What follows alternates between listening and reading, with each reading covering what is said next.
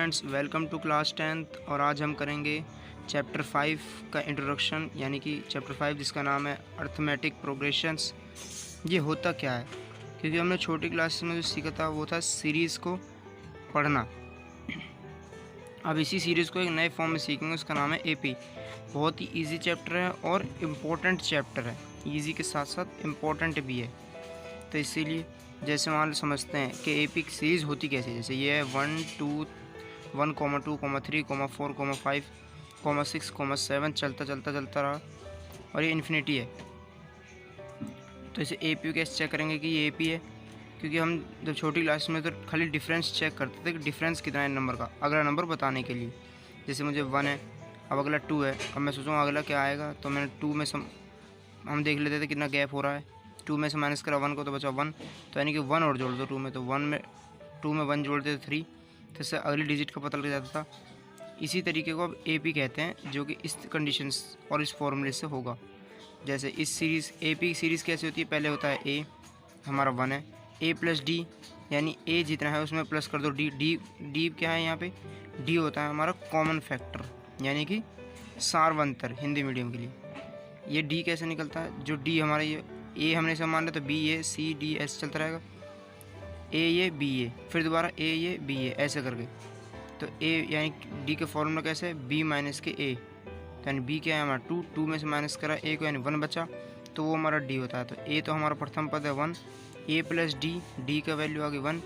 अब ए में यानी कि 1, ए कितना है 1, और 1 में प्लस कर दो 1 कितना हो जाएगा 2। और इस तरह हमसे कोई बोले तीसरा पद कौन सा, तो हम बोलेंगे उसका फॉर्मूला है ए प्लस 2डी। चौथा पद पूछेंगे तो क्या बताएंगे? ए प्लस के 3डी। पाँचवा ए प्लस के 4डी। एक कम कर लेते हैं, जितने भी पद पूछो उनमें से एक कम कर लो। अब कोई मुझसे पूछेगा 8वां पद क्या होगा, तो हम बताएंगे ए प्लस के 7डी। कोई पूछेगा 10वां पद क्या होगा, तो मैं बताऊँगा ए प्लस के 9डी। इसी तरह डी जो है कॉमन फैक्टर है, सार्वंतर है, उन दोनों के बीच का डिफरेंस है बी माइनस के ए, बड़े में से छोटे घटाकर। ए हमारा क्या होता है? ए होता है हमारा प्रथम पद, यानी कि फर्स्ट टर्म। जैसे 2, 4, 6, 8 एक सीरीज़ है एपी की। इसमें हमसे पूछ लिया ए क्या है, तो हमने बता दिया ए है 2। और किसी ने पूछ लिया डी क्या है, तो डी हमने बता दिया बी माइनस के ए है, तो यानी 4 माइनस 2, तो बचा कितना 2, तो हमारा डी ए 2 है। अब एक और फॉर्मूला आता है हमारा ए एन। ए एन क्या होता है? एन व पद निकालने के। कोई क्या है एन व, कोई कौन सा पद निकालो, कोई सा भी। यहाँ एन व पद लिखा, कोई कहेगा छठा पद निकालो, 5वां पद निकालो, ऐसे करके। दूसरा नाम होता है इसका सामान्य पद, और एक तीसरा नाम होता है अंतिम पद। ये 2 फॉर्मूले हैं। ये शुरू की सीरीज़ के लिए, जैसे मान लो सीरीज एस चल रही है, तो उसके लिए होता है, कोई बोलेगा अंतिम से पद निकालो, तो अंतिम से पद निकालने के लिए ये वाला फॉर्मूला।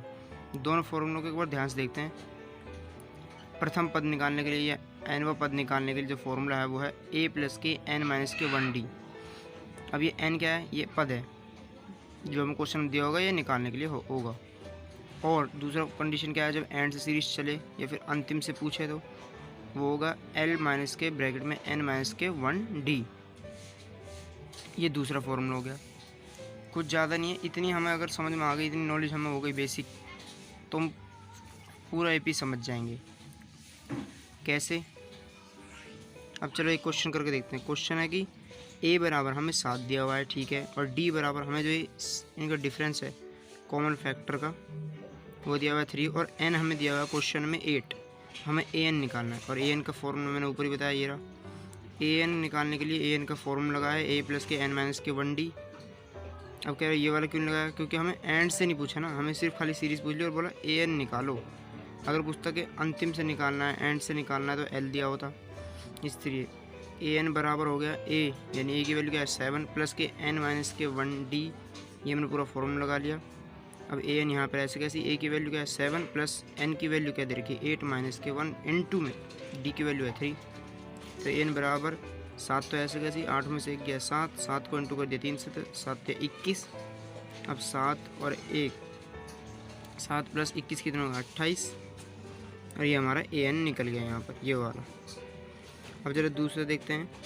ए बराबर मान लो अगर माइनस के 18.9 हो, और डी बराबर 2.5 हो, और एन हमें निकालना हो, और ए एन हमें दिया हुआ हो, तो कैसे निकालेंगे? ए एन हमें दे रखा है, ए एन का फॉर्मूला लगाएंगे, क्योंकि एन निकालने के लिए, क्योंकि एन इसमें है ना, ए एन के फॉर्मूला में एन आता, तो इसलिए एन निकालने के लिए भी ए एन का फॉर्मूला ही लगाना पड़ेगा।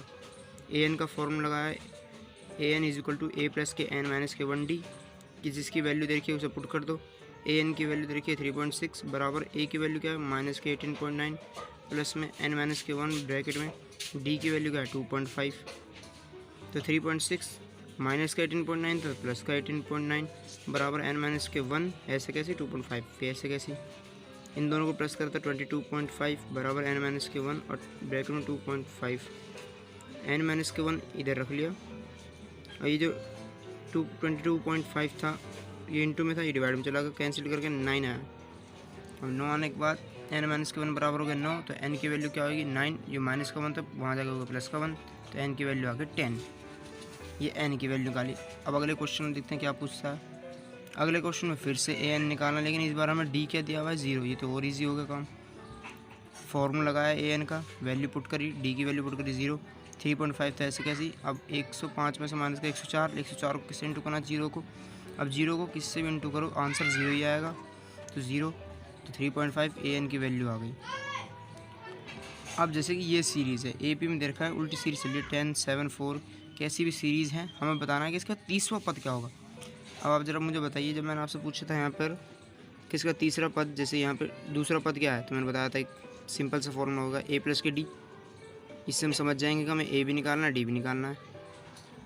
इस कंडीशन को अप्लाई करो। कोई बोलेगा ए से 7वां पद निकालो तो ए प्लस के 6d ऐसे। अब इसने पूछा है क्वेश्चन ने 30वां पद ज्ञात कीजिए। 30वां पद क्या होगा ए प्लस के 29d।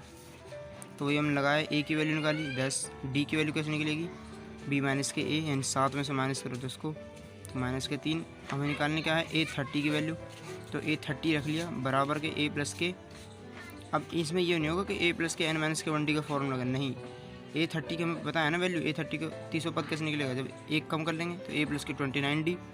ये तो ऐसे कैसे 29 भी ऐसे कैसे डी की वैल्यू क्या थी माइनस के 3 10 प्लस माइनस इन दोनों को मल्टीप्लाई करेंगे तो 87 माइनस का 87 और 10 बाहर था प्लस का साइन लेकिन बड़ा नंबर तो 87 इसलिए माइनस का 87 तो आंसर आया माइनस का 77 इसलिए हमने तीसरा पद भी निकल गया। तो आज के इंट्रोडक्शन में बस इतना ही।